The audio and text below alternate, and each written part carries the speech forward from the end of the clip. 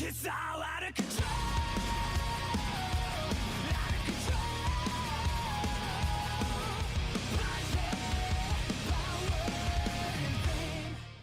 So, there was this blog post, and they interviewed Crouch, who is the game director, and it's a really solid interview, and I feel like a lot of people glossed over this, so we're going to go through it a little bit. Be back to roaming in a second after this. So, I am SotO. This is a little bit of a reaction, my thoughts video on this, and let's dive into it. So again, by the way, just PSA, first of all, this is a really good deal. Not sponsored by arenanet, but if you want to pick up Heart of Thorns or Path of Fire, they're $7.50 from time of writing. So go grab them. A little bit of a trailer, watch that in your own time. So the first question they ask Crouch is, and again, this is all to the game director, Josh Crouch Davis, I believe. There was a 4.5 year span between 2017's Path of Fire and 2022's End of Dragons now, though. You've settled on a much quicker, dyslexia hitting me there, pace for the expansions. What prompted this change? Will you attempt to keep the yearly expansion model for the foreseeable future? There are two main drives behind this change. First, we want to provide a better game experience to fans by adopting a more consistent release cadence. That is pretty clear. If you've ever been with us for any length of time, you'll know that anet is really guilty of nothing. Holy God, all of the content that I can't possibly finish in the world, I need to keep up with this, and then people either die off because they're bored or die off because they get burnt out really fast. So this is really good for both their developers and their audience. Better release cadence, eliminating extended content droughts, and increasing support for the core game. Again, just what I said. World versus world, fractals, etc. PvP is not in this blurb. Secondly, we want to adopt a dev cycle that will allow our team to maintain a healthy work-life balance. Very important. We're in a marathon, not a sprint. Very true with the games industry as MMOs are going right now. The structure of this approach allows us to take a long-term outlook toward planning, which helps with structuring and staffing.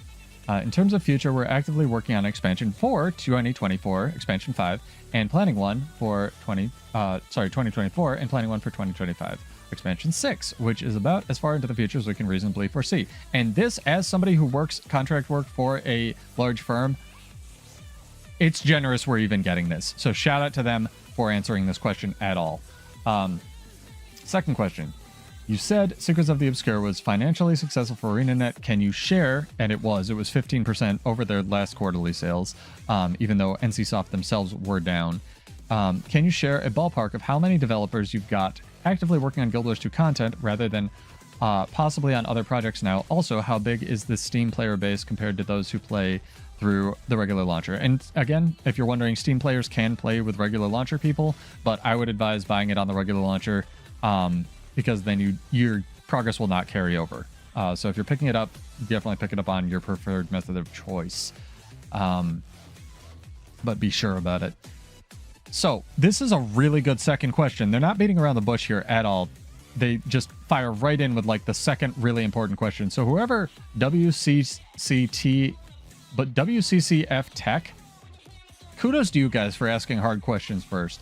Our current team size is roughly what it was during development of Living World Season 4, which was very good, and about 15% larger than it was at the release of End of Dragons in 2022. Thanks to the support of our fans, we've now been able to grow our team in recent years, but we've been very careful not to expand too quickly beyond our means, which led to the gigantic, in quotes, firing / then gradual rehiring of a lot of the staff, and overextending of anet in the past. Maintaining stability for our employees is a top priority for myself and the rest of our leadership team. So this is really important. They say maintaining stability, and yeah, like making sure developers are paid is really important, but that's not really what he's talking about here, if I had to guess. Just having the fear that your job is going to exist tomorrow, like, assuaged a little bit is really important for an artist. You want your job to, like, the thing that you're working on to exist tomorrow and actually make it to release, if not, during your content deadlines at all. It's worth noting that the Guild Wars 2 team is fairly small compared to many of our direct competitors. In some cases, they don't list them. In some cases, we're less than half the size of other studios. We're scrappy. This isn't new for us. Our player-friendly monetization philosophy and lack of subscription fees create some of the tight constraints for us to work within that others don't necessarily have to contend with. Very true. But this trade-off, we're happy to make. Wizard's Vault, tying in here, really good renovation. How they're balancing that remains to be seen, but so far, really good stuff. As for Steam, it remains a small portion of our overall player base, but this wasn't a surprise to us given that Guild Wars 2 was available for 10 years on our first-party platform before launching on Steam. Very true. Most MMO players had likely heard of or experienced the game at some point, so they probably, may or may not have bought it on Steam when it released. However, something that's been very interesting is how much of our first-party new player acquisition has improved from being on Steam. And this is a discoverability thing. You're on Steam, you see Guild Wars 2, you see it 750, you figure you'll try it out, and you can already play with your other friends who have it on Steam or on the base, launcher, which is really solid. Discoverability in 2024, just as a side note, as somebody who works in marketing, is a huge issue. So just having the discoverability from existing on Steam at all is amazing, if nothing else for their PR. Anyway, our new player acquisition numbers are the strongest they've ever been since 2016/17. If you didn't know, that's when Guild Wars 2 was at its height. In fact, we saw more first-time players in 2023 than we did at any point during the COVID pandemic, which is crazy. This was a pleasant surprise. And this was an end-of-year interview, so if this doesn't cover stuff that happened in January or February, that's why. This was an interview they did at the end of last year. You said you're now able to take a more long-term approach to planning with lessons learned from Secrets of the Obscure that will apply in Expansion 5 in very meaningful ways. Could you go into the specifics of which areas will be affected? We're learning a lot about how we develop and release content on this cadence, which absolutely has a downstream effect on the player experience. The overall shape of development between expansions 4 and 5 are very similar, timelines, resources, etc., even if the content and features are not. Interesting. Maybe get different content and features. This means that we're able to focus more on refining our development process rather than reinventing them, i.e. they don't need to reinvent the entire Wizards Vault daily login reward system again. They already did that and they did it well. They can just build on it. The better that we can identify production issues like the undocumented discrepancies, bottlenecks, resourcing issues, etc., means that we can proactively address those issues in future dev cycles. Solid. From our experiences with Secrets of the Obscure alone, we've adjusted development schedules, review processes, dev resource allocations. These are all big sounding words that mean nothing probably to you, but these are actual answers, except for maybe... Nope, they're all solid. Documentation and communication practices and more. All of these contribute to some degree to improving the quality of what we deliver. Communication, even if, we don't get Bladesworn explanations or whatever for every patch, or your communication needs aren't met, the fact that they're even previewing balance patches at all these days is amazing. And what I find really interesting is whenever I do one of these review streams, I get a lot of people coming down on me in the comments of, oh, you're being too hard on an arenanet. Their communication is better. I'm unsubscribing from your channel than it ever was. Or, oh, you're being too lax on arenanet. How dare you praise the good things that they do? They suck. They ruined, they kicked my cat 8 times. And it's like, dude, A, people are different. Gonna have different opinions. B, I've been playing this game for 10 years and I want to try to be positive and praise the things that they do positively. And also, that means that I'm not above criticizing the things that I'm very bitter and, cough, cough, Bladesworn that I think they don't do correctly. There's always room for improvement, including in myself. I work out every day to try to improve myself, and the fact that they're even communicating at all, that they're doing this interview and trying to improve their studio, is stellar. Nobody's perfect and no company is perfect, and we should thank our lucky stars that this game isn't monetized. You don't have to pay through the nose for bag slots, etc. Get off my soapbox, and more on that never. In Secrets of the Obscure, you have ditched the elite specializations added to each of the previous expansions in favor of new weapon proficiencies. Does that mean no more elite specs will be introduced in future Guild Wars 2 expansions? LE Pistol begs to differ, but we're not ready to shut the door on elite specializations quite yet.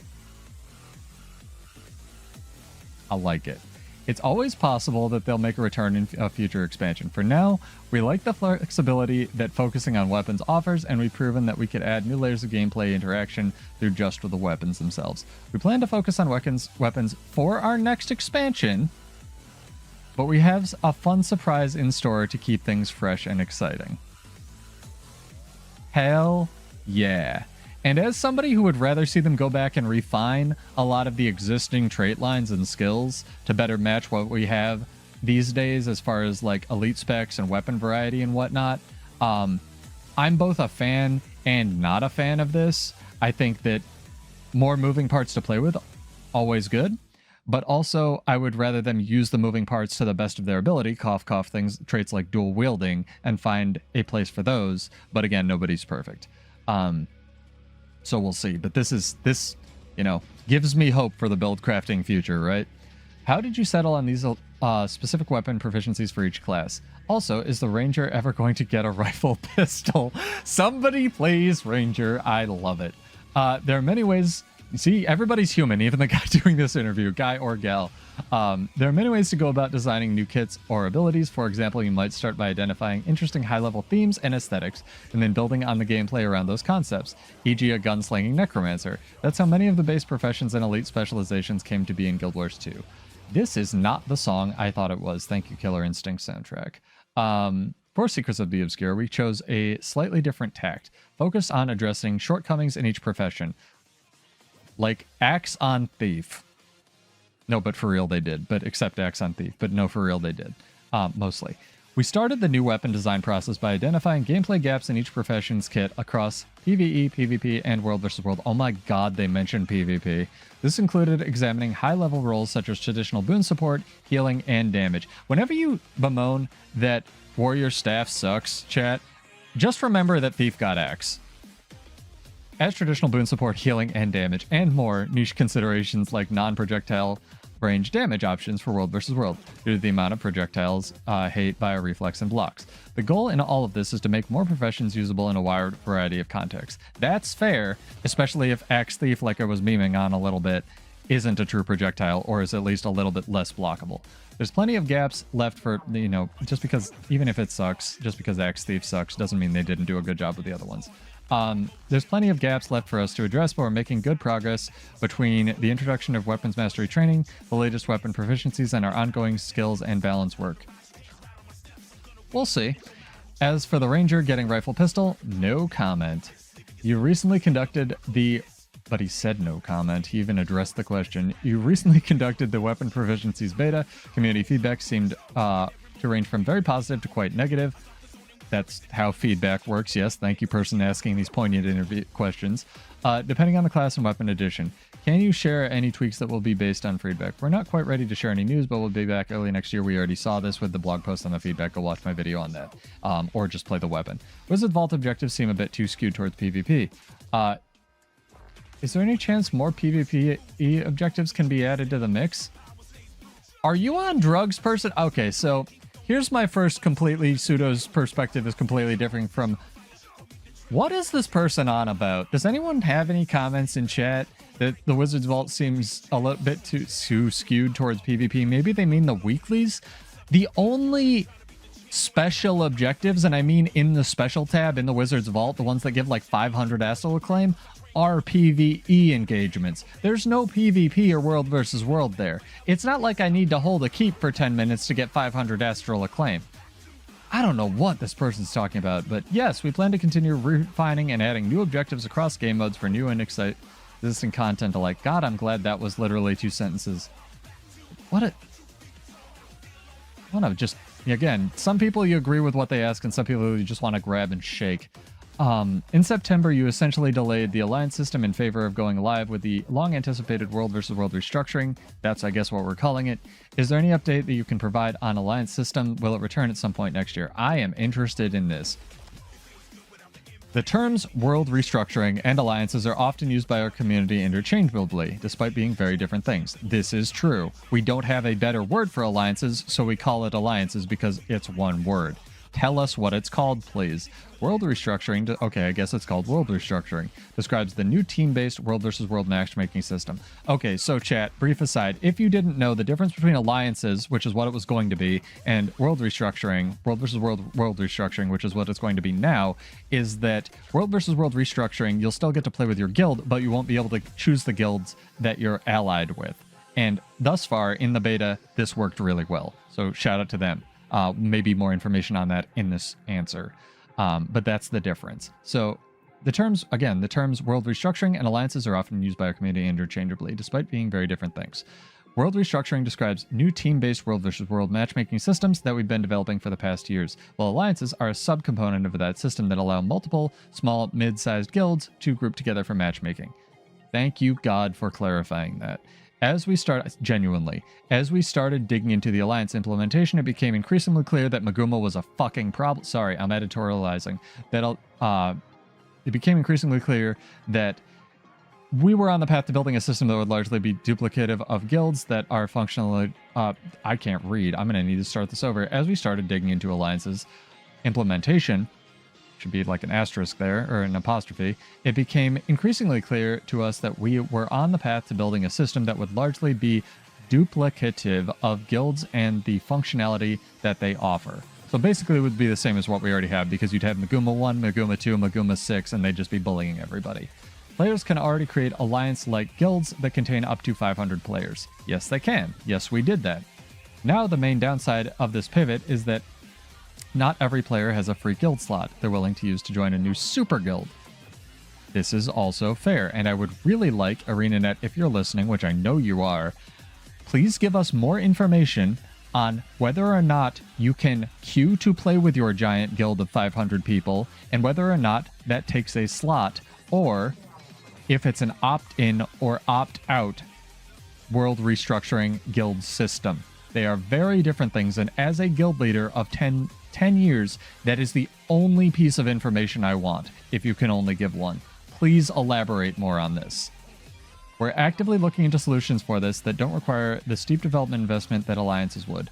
We should have more news to share on that front early next year. Again, my 2 cents, the beta rocked for world restructuring. I love this, but early next year, I guess so. Now we're in 2024.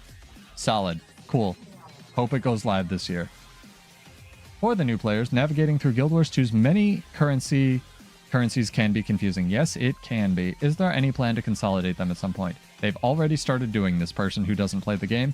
Yes, we have a long list of core game improvements we'd like to make, and this is one of the many items on that list. Also, shout out, the wiki for this game is awesome. So if you're ever intimidated and have a question, go to the wiki, because it will probably answer it. Failing that, join a guild and just find people you can ask questions to. People will get mad at you if you ask questions that you could easily wiki, but you won't know if you can easily wiki them until you ask questions, so try both and see what sticks. A comprehensive update to currencies is a big undertaking, so we're likely to do this in smaller chunks as time allows. Solid. Not a priority, but on the table. For example, we took... I guess those are my words, not theirs. For example, we took a step towards currency unification last year with the consolidation of dungeon currencies, also raid tokens, into Tales of Dungeon Delving. Great additions, along with the Dungeon Rush. The base game's dungeons look a bit like leftover content at this point. Wow, they're asking about dungeons, but they can be really cool in terms of story and atmosphere. Do you consider making challenge modes to make them relevant once again for the endgame loop? No, this is not something we're currently considering.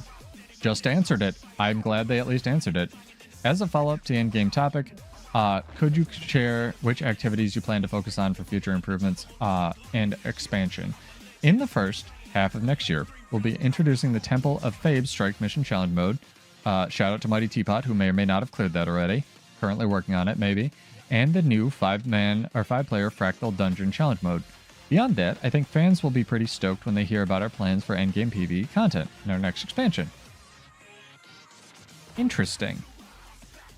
New PvE endgame content in the next expansion. PvE endgame content. So it's not just beta, right? It's not just the Alliance's World Restructuring beta that's going to be the reason you keep playing this game. Maybe there's a new... I don't want to jinx it, but a new Hall of Monuments or something like that they're going to get into. Let's zoom in a little bit here. There's a growing interest in alternate game modes like hardcore servers, classic servers, etc. in the mmorpg. This is something I'm interested in, especially as somebody whose build was taken away after a year. Do you have any plans to offer anything like servers with more challenging... wow, that disappeared, sorry. More challenging or different PvE content. With different difficulty, for example. It's an interesting idea, but it's not a priority for us. So this is something when MMOs go dark. Imagine it just exploding, right? And you wouldn't have access to any of the gem store items you spot or your account or anything, right? That's something I think a lot of studios really need to consider in the future and make provision for. But whether or not they're going to do that is still TBD, although I have the feeling that arenanet or, Guild Wars 2 1 or Guild Wars 2 1 1 2, Guild Wars 1 is still up, right, chat? So it is what it is, and whether or not it, even if it only gets one yearly update or one yearly tweak, it's still there. So shout out to arenanet for that. Interesting idea, but not something that's a priority for us. Trend chasing is inherently risky and can potentially alienate your existing fans if it goes poorly. Yes, it can. The games industry is kind of seeing this right now. From what we've observed in the industry over the past few years, it usually doesn't pan out. Very true. For now, we're focusing on serving our community and making Guild Wars 2 the best it can be. Rad. And I think this is the end. Since it sounds like a game will be supported for many years to come, hell yeah, 2 more expansions minimum, supposedly. And again, ANET's profits are up, so, you know, go buy ANET stock even though they're not a public company. It sounds like the game will be supported for many years to come. Are you evaluating the addition of modern rendering features such as TAA support, which could in turn open up to upscalers like NVIDIA DLSS and AMD FSR? That's a lot of letters. As for TAA or DLSS support, it's not a priority for us right now, but it's certainly a possibility down the road. I mean, it took them how many years to put DX11? And when there was a wrapper for it for like 3? Maybe somebody can, you know, community can jank it and then they'll adopt it if it's good enough. There's plenty of lower hanging fruit that we'd like to get to first. We believe that Guild Wars 2 will be around for years to come. Hell yeah. So we've been putting in an increased focus on long-term tech investments, both in terms of player-facing improvements, visual fidelity, performance, and developer-facing improvements, tools, and workflow. Great. We've completed our upgrade to DX11 from DX9 earlier this year, and on top of, so that's again 2023, and on top of unlocking some small performance improvements, it's also opened up some interesting possibilities for our developers for upcoming content like new shaders and lighting options. And if you didn't know, they actually debuted that they will be changing post-processing options, i.e. they will be adding them to be like light, medium, and heavy, which will help decrease a lot of the visual clutter, especially if the stack and whack effects from this sort of from the meta that's evolved in Guild Wars 2 over the years. So again, I will put this in chat. I will put it in the description if you would like to go read this themselves. But this is a great interview. Shout out to arenanet for doing this at all.